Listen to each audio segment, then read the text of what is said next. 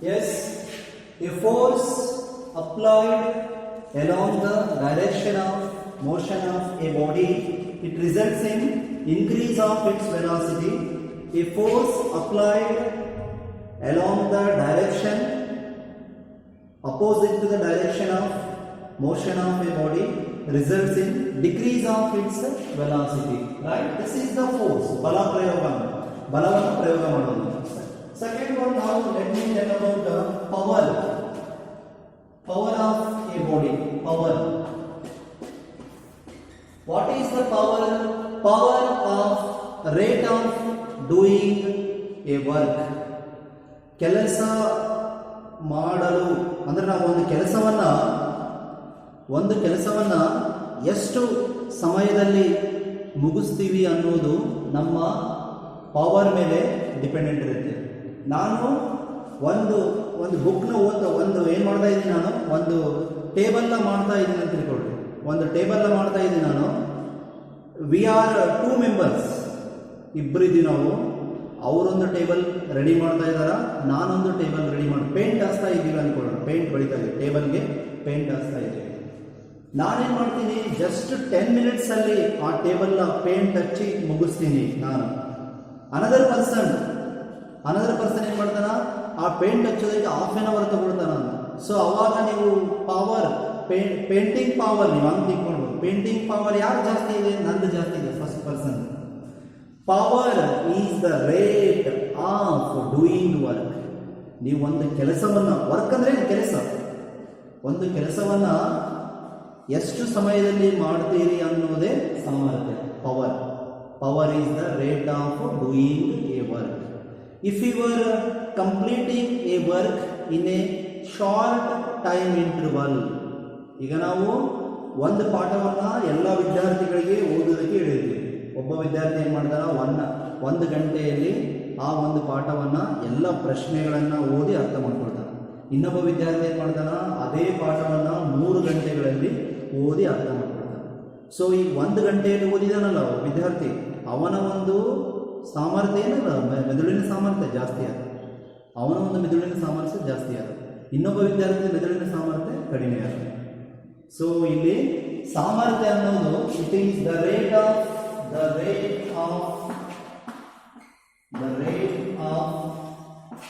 doing a work. The rate of doing a work. So a power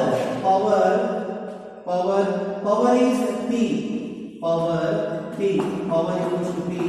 Work by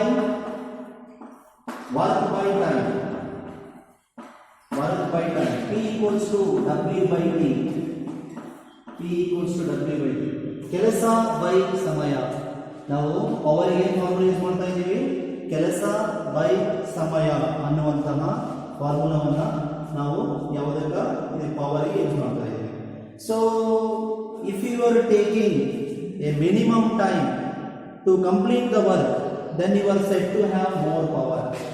If you are taking maximum time to complete a given work, then you are said to have less power.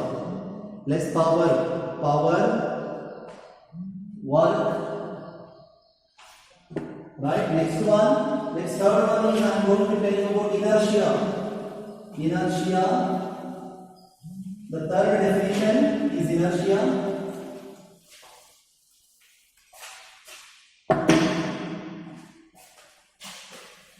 Inertia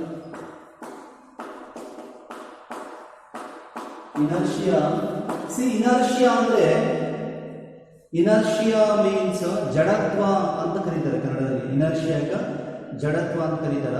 ಹಂಗಂದ್ರೆ ಏನು ಅಂದ್ರೆ, ಈಗ ಒಂದು table ಇದೆ ಒಂದು ರೂಮ್ನಲ್ಲಿ, ನಿಮ್ಮ ಮನೆಯಲ್ಲಿ ಒಂದು ಟೇಬಲ್ ಇದೆ, ಡೈನಿಂಗ್ ಟೇಬಲ್. ಆ ಡೈನಿಂಗ್ ಟೇಬಲ್ ತನ್ನಷ್ಟಕ್ಕೆ ತಾನೇ ನಾಳೆ ಬೇರೆ ಕಡೆ ಶಿಫ್ಟ್ ಆಗಲ್ಲ. ಒಂದು ಡೈನಿಂಗ್ ಟೇಬಲ್ ತನ್ನಷ್ಟಕ್ಕೆ ತಾನೇ ಒಂದು ಕಡೆಯಿಂದ ಇನ್ನೊಂದು ಕಡೆ ಹೋಗಲ್ಲ. ಒಂದು ಫ್ಯಾನ್ ಫಿಕ್ಸ್ ಮಾಡಿ ಮನೆಯಲ್ಲಿ ನಾವು, ಆ ಫ್ಯಾನ್ ತನ್ನಷ್ಟಕ್ಕೆ ತಾನೇ ಒಂದು ರೂಮಿಂದ ಇನ್ನೊಂದು ರೂಮಿಗೆ ಹೋಗಕ್ಕೆ ಸಾಧ್ಯನೇ ಇಲ್ಲ. Because all the objects they are having a property called inertia. So what is inertia? ಜಡತ್ವ ಅಂದ್ರೆ ಏನಂದ್ರೆ ತನ್ನಷ್ಟಕ್ಕೆ ತಾನೇ ಬದಲಾವಣೆ ಮಾಡಿಕೊಳ್ಳಲು ಆಗದ ಸ್ಥಿತಿಯನ್ನ ಇನರ್ಷಿಯಾ ಅಂತ ಕರೀತಾರೆ. The property of A body by which that body cannot change, that body cannot change its state by itself, maybe state of rest, state of motion, state of direction, state of rest, state of motion, state of direction. ವಿಶ್ರಾಂತಿ ಸ್ಥಿತಿಯನ್ನು ಈಗ table ಈ ಕ್ಲಾಸ್ ರೂಮ್ನಲ್ಲಿ ಏನದಾವಲ್ಲ tables, ಈ tables 1 year ಆದರೂ ಹಂಗೆ ಇರ್ತವೆ. ನಾವೇ ಅದನ್ನ ಡಿಸ್ಪ್ಲೇಸ್ ಮಾಡಬೇಕು. We only have to change the position of the benches unless they remain at their same positions, until and unless you apply a small force to change the position of the benches. ನೀವೇ change ಮಾಡತನ, ನೀವಾಗಿ change ಮಾಡತನ ಆ ಬೆಂಚಸ್ಗಳು ಎಲ್ಲಿ ಹೋಗಲ್ಲ. ಯಾಕೆ ಹೋಗಲ್ಲ ಅಂದರೆ because it is the property of inertia. They have the property of inertia. Inertia ಅಂದರೆ ಏನಂತ, C inability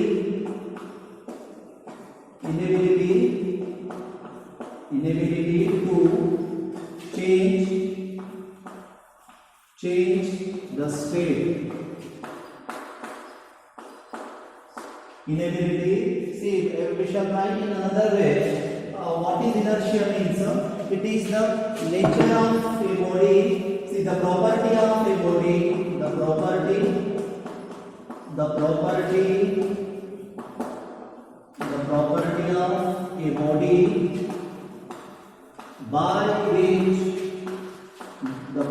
of a body by which it cannot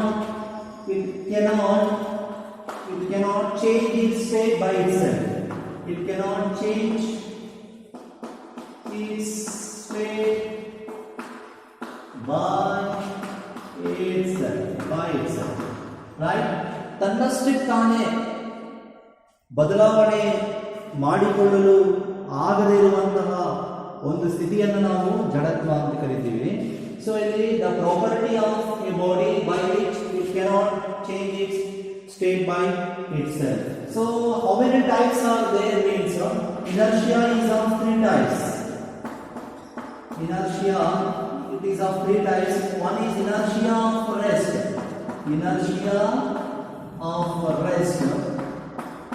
Inertia of rest. Inertia of motion. Inertia of motion. Inertia of motion. Inertia of direction. Inertia of direction. Yes, inertia of direction. Inertia of rest. Inertia of motion. Inertia of direction. These are the 3 different categories of inertia. Inertia 3 ರೀತಿಯಲ್ಲಿ ಬರ್ತದೆ. ಈಗ ನಾವು ಬಸ್ನಲ್ಲಿ ಚಲನೆ ಮಾಡ್ತಾ ಇದ್ದೀವಿ, ನಿಮಗೆ ಅರ್ಥ ಆಗುತ್ತೆ, 100% ಅರ್ಥ ಆಗುತ್ತೆ. Just try to listen. What is the definition? And try to you only try to think yourself. Is there any another example for the similar examples? What I am giving examples in this class, you just think, is there any another examples which are similar to these examples? First one ನೋಡ್ರಿ, ಇದೇ ಒಂದು inertia ಪ್ರಶ್ನೆ ಅಂದ್ರೆ ವಿಶ್ರಾಂತಿಯ ಸ್ಥಿತಿಯನ್ನ ಬದಲಾವಣೆ ಮಾಡಿಕೊಳ್ಳಲು ಆಗದೇ ಇರುವಂತಹ ವಸ್ತುವಿನ ಗುಣ. The property of a body by which it cannot change its state of rest by itself. This is inertia of rest. If it is not able to change its state of motion by itself, inertia of motion. If it is not possible to change its state of direction, then it is inertia of direction. So, inertia of rest ಅಂದ್ರೆ rest ಇಂದ ಹೊರಬರಕ್ಕಾಗಲ್ಲ, ಅದು inertia of rest. Inertia of motion ಅಥವಾ motion ಸ್ಟೇಟ್ನ control ಮಾಡೋಕ್ಕಾಗಲ್ಲ, ಅದು inertia of motion. ತನ್ನಷ್ಟಕ್ಕಾನೆ inertia of direction. Inertia of direction is objects cannot change their direction by themselves. ತಮ್ಮಷ್ಟಕ್ಕೆ ತಾವೇ ಈಸಿಲಿ ಡೈರೆಕ್ಷನ್ನ ಚೇಂಜಸ್ ಮಾಡ್ಕೊಳ್ಳೋದಕ್ಕೆ ಆಗದೇ ಇರುವಂತಹ ಒಂದು ಸ್ಥಿತಿಯನ್ನು ನಾವು ಇನರ್ಷಿಯಾ ಆಫ್ ಡೈರೆಕ್ಷನ್ ಅಂತ ಕರಿತೀವಿ. ರೈಟ್? ಹಿಯರ್ ಸಿ, ನಮ್ಮ ಒಂದು everyday ಲೈಫ್ನಲ್ಲಿ unknowingly, by mistakenly, by accidentally, something will happen. So that is not the fault of us, we people. ಏನು ಮಾಡೋಕ್ಕಾಗಲ್ಲ, ಒಂದೊಂದು ಆಗ್ತಾ ಇರುತ್ತೆ. Just keep moving, that is only the solution for every problem. ಏನಾದರೂ ಆದರೆ just ಅದಕ್ಕೆ nearest solution ಏನದ ಅದನ್ನು ನಾವು ಹುಡುಕಿ ಮುಂದೆ ಹೋಗ್ತಾ ಇರಬೇಕು ಲೈಫ್ನಲ್ಲಿ. ಅದನ್ನೇ ನೆನೆಸ್ಕೊಂಡು ಕೂತ್ರೆ it's simply waste of time, right? Here inertia of rest, inertia of motion, inertia of direction. ಈ ಬಸ್ನಲ್ಲಿ ಹೋಗ್ತಾ ಇದ್ದೀರಿ ಅಂತ ತಿಳ್ಕೊಳ್ಳಿ. ನೀವು ಬಸ್ನಲ್ಲಿ ಹೋಗ್ತಾ ಇದ್ದಾಗ ನೀವು ನಿಂತಿದ್ದೀರಿ ಬಸ್ನಲ್ಲಿ ಅನ್ಕೊಳ್ಳೋಣ. You are standing inside of a bus. You are the passenger and standing inside of a bus, and the bus is moving in a straight line direction, in a straight road, with some speed. If the driver of the bus applies the brakes suddenly, if the bus stops suddenly, what happens to your body? Just you think for 1 minute. ನೀವು bus ಏನಾದರೂ sudden ಆಗಿ stop ಆಯಿತು ಅಂದರೆ ಏನಾಗ್ಬೋದು? ನಿಮಗೆ 1 minute think ಮಾಡಿ. ಏನಾಗುತ್ತಂದ್ರೆ ನಾವು ಹಿಂದ್ಗಡೆ ಬೀಳ್ತೀವಿ, ಹಿಂದೆ ಹಿಂಗೆ ಬೀಳ್ತೀವಿ ನಾವು. We fall in backward direction. This is due to inertia of rest. See, when the bus is moving, ಆ ಬಸ್ ಹೋಗ್ತಾ ಇರುವಾಗ your complete body is having the speed of the bus. ಆ ಬಸ್ ಯಾವ ಸ್ಪೀಡಲ್ಲಿ ಹೋಗ್ತಾ ಇದೆ ಅದೇ ಸ್ಪೀಡಲ್ಲಿ ನಿಮ್ಮ ಬಾಡಿ ಕೂಡ ಇರುತ್ತೆ. First thing, when the driver applies the brakes suddenly, when is applying the brake suddenly, brake sudden ಆಗಿ ಅಪ್ಲೈ ಮಾಡಿದರೆ ಅಪ್ಪರ್ ಪೋರ್ಷನ್ ಏನಾಗ್ತದ, ಲೋವರ್ ಪೋರ್ಷನ್ ಅಂದರೆ ನಿಮ್ಮ ಕಾಲುಗಳು ಬಸ್ಸಿನ ಜೊತೆ ಕಾಂಟ್ಯಾಕ್ಟ್ ಮ್ಯಾಗ ಇರ್ತಾವ. Your lower portion of the human body, it is in contact with the bus. So the lower portion attains the state of rest with the bus. Bus ನಿಲ್ಲಣ ಮೊದಲು ನಿಲ್ಲೋದು ಕಾಲುಗಳು. But what about upper portion? It takes some time to attain the state of rest. So it continues to be in here the ಏನಾಗ್ತದೆ, ಕಾಲುಗಳು ನಿಲ್ತಾ ಇದಾವೆ, ರೆಸ್ಟಿಗೆ ಬರ್ತಾ ಇದಾವೆ, but body ನಿಲ್ಲಲ್ಲ. ಬಾಡಿ ಏನಾಗುತ್ತೆ, ಬಾಡಿ ಇನ್ನೂ ಮೂವ್ಮೆಂಟ್ ರೆಸ್ಟಿಗೆ ಬಂದು ಸ್ಟಾಪ್ ಆಗಿದ್ರೆ ಬಾಡಿ ಏನಾಗುತ್ತೆ, ಹಿಂದ್ಗಡೆ ಬೀಳುತ್ತೆ. It falls in backward direction. The body falls in backward direction. So when the bus stops suddenly, ಏನಾಗುತ್ತೆ, when the bus stops suddenly the body of the passenger falls in backward direction. So ಇಲ್ಲಿ next ಈಗ ನಾವು ಒಂದು tree ಇದೆ ಅಂತ ತಿಳ್ಕೊಳ್ಳೋಣ. Tree ಇದೆ ಅಂದ್ರೆ ಇಲ್ಲಿ ಟ್ರೀ ಇದೆ. ಟ್ರೀನಲ್ಲಿ ಫ್ರೂಟ್ಸ್ ಅದಾವ ಅಂತ ಅನ್ಕೊಳ್ಳಿ, ಇಮ್ಯಾಜಿನೇಷನ್ ಮಾಡ್ಕೊಳ್ರಿ. ಫ್ರೂಟ್ಸ್ನ ನಾವು just by shaking the branch of a tree, you can make the fruits to fall down. So fruits ಎಲ್ಲ ಏನಾಗ್ತಾವ, ನೀವು ಜಸ್ಟ್ ಈಗ ಬ್ರಾಂಚ್ನ ಶೇಕ್ ಮಾಡಿದ್ರೆ ಏನಾಗ್ತಾವ, ಫ್ರೂಟ್ಸ್ ಎಲ್ಲ ಬೀಳುವಂತ ಚಾನ್ಸಸ್, ಬಿದ್ದೋಗ್ತಾವೆಲ್ಲ, ಹಣ್ಣುಗಳೆಲ್ಲ ಬಿದ್ದೋಗ್ತಾವೆ. When you shake the branch, so ಅವಾಗ ಏನಾಗ್ತಾವೆ, ಫ್ರೂಟ್ಸ್ ಎಲ್ಲ ಕೆಳಗಡೆ ಬಿದ್ದೋಗ್ತಾವೆ. It is also an example of inertia of rest. So next comes inertia of motion. ಈಗ ಚಲನೆ ಎಲ್ಲಿದೆ ಅಂತ ಅನ್ಕೊಳ್ರಿ. ಇದೇನದು, ಇದು this is inertia of motion, inability of the body to change its motion by itself. ಹೋಗ್ತಾ ಇದೆ ಬಸ್ ಹೋಗ್ತಾ ಇರುವಂತ ಬಸ್ನಿಂದ ನೀವು ಇಳಿತಾ ಇದ್ದೀರಿ ಅನ್ಕೊಳ್ಳೋಣ. Imagine you are getting down of a moving bus. So ಅವಾಗ ಡ್ರೈವರ್ ಏನು ಅಡ್ವೈಸ್ ಮಾಡ್ತಾರ, ಸ್ವಲ್ಪ ದೂರ ಬಸ್ಸಿನ ಜೊತೆ ಓಡು ಅಂತ. ಬಸ್ ಯಾವ ಕಡೆ ಹೋಗುತ್ತೋ ಆ ಕಡೆ ಓಡಬೇಕು.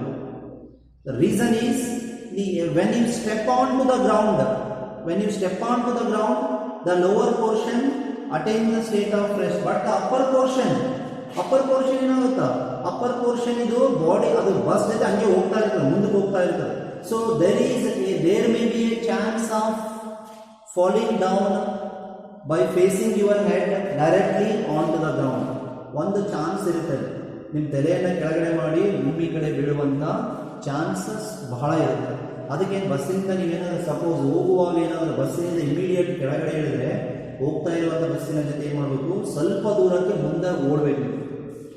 So in order to remove this inertia of motion, ಇಲ್ಲಿ ಇಮಿಡಿಯೇಟ್ ನಮ್ಮ ಅಪ್ಪರ್ ಪೋರ್ಷನ್ ರೆಸ್ಟಿ ಬರಲ್ಲ, ಅಪ್ಪರ್ ಪೋರ್ಷನ್ ಇಮಿಡಿಯೇಟ್ ರೆಸ್ಟಿ ಬರಲ್ಲ ಇಮಿಡಿಯೇಟ್ ರೆಸ್ಟ್. ಫಸ್ಟ್ ಎಕ್ಸಾಂಪಲ್ ನಿಮಗೆ ಇದು ಅರ್ಥ ಆಗಿಲ್ಲ ಅಂತ ಅನ್ಕೊಳ್ತೀನಿ ನಾನು.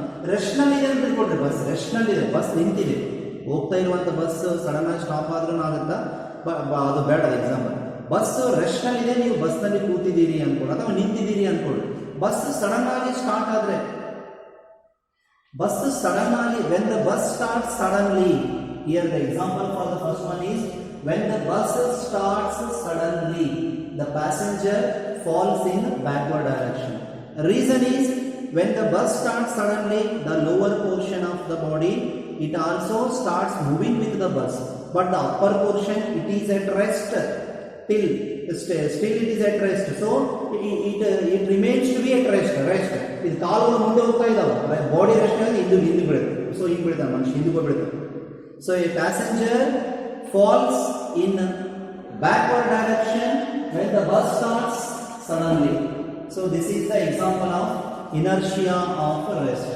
Inertia of motion ಗೆ see ನಾವು ಜಂಪ್ ಮಾಡಬೇಕು. ಜಂಪ್ ಫಸ್ಟ್ ಎಕ್ಸಾಂಪಲ್ ಗೊತ್ತಾಯ್ತು, ಇನರ್ಷಿಯಾ ಆಫ್ ರೆಸ್ಟ್ ಏನಿತ್ತು example? A person getting down of a moving bus, he runs for a little distance in forward direction with the moving bus.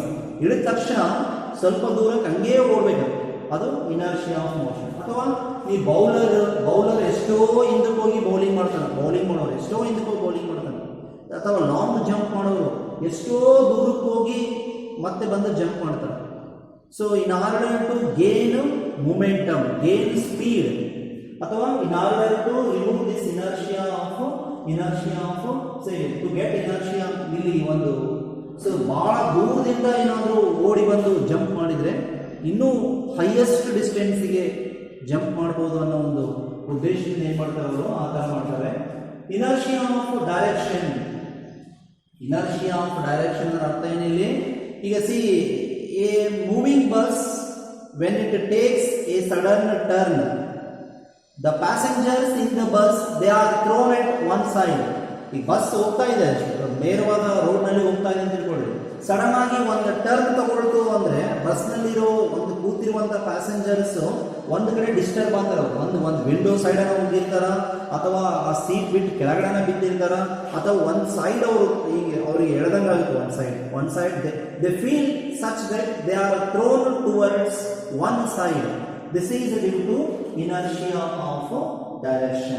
So it is the property of the body by which a body is not able to change its direction by itself. ಇಲ್ಲಿ not able to change its same definition ಇರಬೇಕು. ಇಲ್ಲೊಂದೇ it's state of rest, ಇದಕ್ಕೆ second one it's state of motion, ಇದಕ್ಕೆ it's state of direction, same definition ಮೂರಕ್ಕೂ.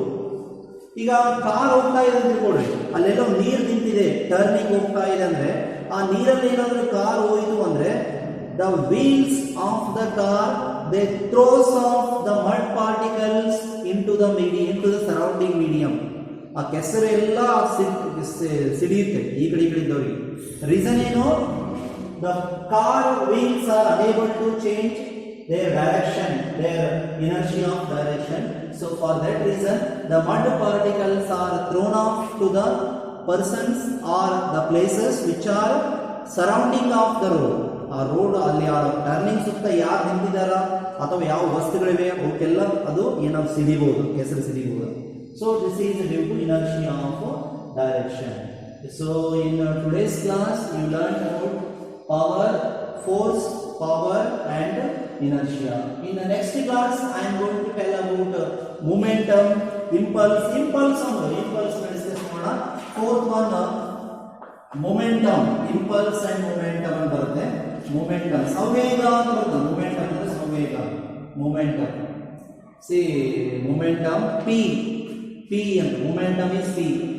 mass into velocity ಅಂತ, mass into momentum ಅಂದ್ರೆ ಸಂವೇಗ ಅಂತ ಬರ್ತದ. It is the product of mass and velocity. Mass and velocity imagination ಮಾಡ್ಕೊಳ್ರಿ, ಒಂದು car ಬರ್ತಾ ಇದೆ, ಒಂದು ಸೈಕಲ್ ಬರ್ತಾ ಇದೆ, ಎರಡೂ ಒಂದೇ ಸ್ಪೀಡ್ ನಲ್ಲಿ ಬರ್ತಾ ಇದ್ದಾವೆ.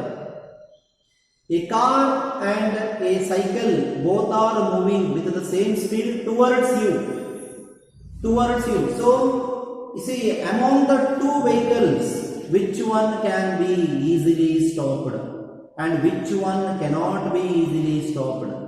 ಯಾವುದನ್ನ ನೀವು ಈಸಿಯಾಗಿ ನಿಲ್ಲಿಸಬಹುದು, ಯಾವುದನ್ನ ಈಸಿಯಾಗಿ ನಿಲ್ಲಿಸಕ್ ಆಗಲ್ಲ ಹೇಳಿ ನೋಡೋಣ. ಯಾವುದನ್ನ ಈಸಿಯಾಗಿ ನಿಲ್ಲಿಸಬಹುದು, ಯಾವುದನ್ನ ಈಸಿಯಾಗಿ ನಿಲ್ಲಿಸಕ್ಕಾಗಲ್ಲ. ನಾವು ಸೈಕಲ್ ಈಸಿಯಾಗಿ ನಿಲ್ಲಿಸಬಹುದು, ಕಾರ್ನ ಈಸಿಯಾಗಿ ನಿಲ್ಲಿಸಕ್ಕಾಗಲ್ಲ. Because car is having more weight compared to the cycle. And one more thing, car is having more momentum. Momentum is momentum is given by the formula momentum is equals to mass into velocity. Momentum is it is the product of mass and velocity. If see ಅದೇನಾಗುತ್ತೆ ಇದೆಲ್ಲ mass ಮತ್ತು velocity ಎರಡರ ಮೇಲೆ dependent ಇರ್ತದೆ. Mass ಅಂದ್ರೆ weight of the body, weight and velocity ಮೇಲೆ dependent ಇರ್ತದೆ.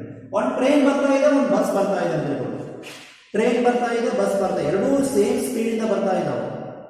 So ಈಗ ಯಾವುದನ್ನ ಈಸಿಲಿ ನೀವು ಸ್ಟಾಪ್ ಮಾಡ್ಬೋದು, ಬಸ್ನ ಏನಾದರೂ ಸ್ವಲ್ಪ ಮಟ್ಟಿಗೆ ಸ್ಟಾಪ್ ಮಾಡಕ್ಕೆ ಟ್ರೈ ಮಾಡ್ಬೋದು. But you cannot stop the train because train is having more mass. If two cars are there are two cars, ಎರಡು ಕಾರ್ ಬರ್ತಾ ಇದ್ದಾವೆ, both are having the same mass, ಎರಡಕ್ಕೂ ಸೇಮ್ ವೇಟ್ ಇದೆ, but they are travelling with different speed ಅಂದ್ರೆ then see you cannot stop the car with more velocity, more speed. ವೇಗ ಜಾಸ್ತಿ ಇರುವಂತಹ ಕಾರನ್ನ ನೀವು ತಡೆಯಲು ಸಾಧ್ಯವೇ ಇಲ್ಲ. ಎರಡರದ್ದು ವೇಟ್ ಸೇಮ್ ಇದ್ರೂ ಕೂಡ ವೇಗದ ಮೇಲೆ ಅವಲಂಬನೆ ಇರುತ್ತೆ. ಸೊ ಮೊಮೆಂಟಮ್ ಯಾವ್ದಕ್ಕೆ ಜಾಸ್ತಿ ಇದೆ ಅಂದ್ರೆ ಯಾವ್ದಕ್ಕೆ ವೇಗ ಜಾಸ್ತಿ ಇರ್ತದ ಅದಕ್ಕೆ ಜಾಸ್ತಿ ಇರ್ತದೆ, ಯಾವ್ದಕ್ಕೆ ಮಾಸ್ ಜಾಸ್ತಿ ಇರ್ತದ ಅದಕ್ಕೆ ಜಾಸ್ತಿ ಇರ್ತದೆ. So I want to take an example here. One tree, this is a coconut tree. This is one coconut tree. So here is another one. This is a flower tree. ಒಂದು flower tree ಇದೆ, ಒಂದು coconut tree ಇದೆ ಅಂತ imagination ಮಾಡ್ಕೊಂಡು ಇಲ್ಲಿ ಕೆಳಗಡೆ ಒಬ್ಬರು ಕೂಡ್ಸೋಣ, ಇಲ್ಲೊಬ್ರಿಗೆ ಕೂಡ್ಸೋಣ. So and ನಾವು coconuts and flowers both are falling with the same velocity. ಎರಡೂ ಕೂಡ ಒಂದೇ ವೇಗದಲ್ಲಿ ಕೆಳಗಡೆ ಬೀಳ್ತಾ ಇದ್ದಾವ. ಒಬ್ಬನ ತಲೆ ಮೇಲೆ ಹೂಗಳು ಬಿಡ್ತಾ ಇದ್ದಾವ. Flowers are falling on the head of one person and coconuts are falling on the head of another person. So now what is happening here? The person who faces coconuts, he may get injuries more compared to the person who is receiving only flowers. ಯಾರು flowers ನ ಮಾತ್ರ ತೋಡ್ತಾ ಇದ್ದಾರ, ತಲೆ ಮೇಲೆ flowers ಮಾತ್ರ ಬೀಳ್ತಾ ಇದ್ದಾವ, ಅವರು ಏನಾಗುತ್ತೆ, ಅಲ್ಲಿ ಏನಾಗುತ್ತಾ ಅಲ್ಲಿ, ಇಲ್ಲಿ ಏನಾಗುತ್ತೆ ಅಲ್ಲಿ, ಇಲ್ಲಿ ಕಡಿಮೆ ಎಫೆಕ್ಟ್ ಆಗುತ್ತೆ, ಇಲ್ಲಿ ಜಾಸ್ತಿ ಎಫೆಕ್ಟ್ ಆಗುತ್ತೆ. Because momentum is maximum for coconuts compared to flowers. So what is momentum? ಸಂವೇಗ ಅಂತ ಕರೀತಾರೆ ಕನ್ನಡದಲ್ಲಿ. ಸಂವೇಗ ಅನ್ನೋದು ರಾಶಿ ಮತ್ತು ವೇಗದ ಒಂದು ಸಹಗುಣಕ, ರಾಶಿ ಮತ್ತು ವೇಗದ ಗುಣಕವನ್ನು ನಾವು ಸಂವೇಗ ಅಂತ ಕರಿತೀವಿ. ಸಂವೇಗ ಅಂದ್ರೆ momentum. It is the product of mass and velocity. Yes, what is momentum? Formula for momentum, mass into velocity. ಎರಡಕ್ಕೂ ವೆಲಾಸಿಟಿ ಸೇಮ್ ಇದೆ ಅಂದಾಗ ಮಾಸ್ ಯಾವುದಕ್ಕೆ ಜಾಸ್ತಿ ಇರ್ತದ ಅದಕ್ಕೆ ಮೊಮೆಂಟಮ್ ಜಾಸ್ತಿ ಇರ್ತದೆ, ಮಾಸ್ ಯಾವುದಕ್ಕೆ ಕಡಿಮೆ ಇರ್ತದ ಅದಕ್ಕೆ ಮೊಮೆಂಟಮ್ ಕಡಿಮೆ ಇರ್ತದೆ. ಎರಡಕ್ಕೂ ಒಂದೇ ರೀತಿಯ ವೆಲಾಸಿಟಿ ಇದೆ, ಒಂದೇ ರೀತಿಯ ಮಾಸ್ ಇದೆ ಅಂದಾಗ ವೆಲಾಸಿಟಿ ಮೇಲೆ ಡಿಪೆಂಡೆಂಟ್. ಯಾವುದಕ್ಕೆ ವೆಲಾಸಿಟಿ ಜಾಸ್ತಿ ಇರ್ತದ ಅದಕ್ಕೆ ಮೊಮೆಂಟಮ್ ಜಾಸ್ತಿ ಇರ್ತದೆ, ಯಾವುದಕ್ಕೆ ವೆಲಾಸಿಟಿ ಕಡಿಮೆ ಇರ್ತದ ಅದಕ್ಕೆ ಮೊಮೆಂಟಮ್ ಕಡಿಮೆ ಇರ್ತದೆ. Right? Have a nice day. So I will try to take another class in the afternoon session. Have a good day.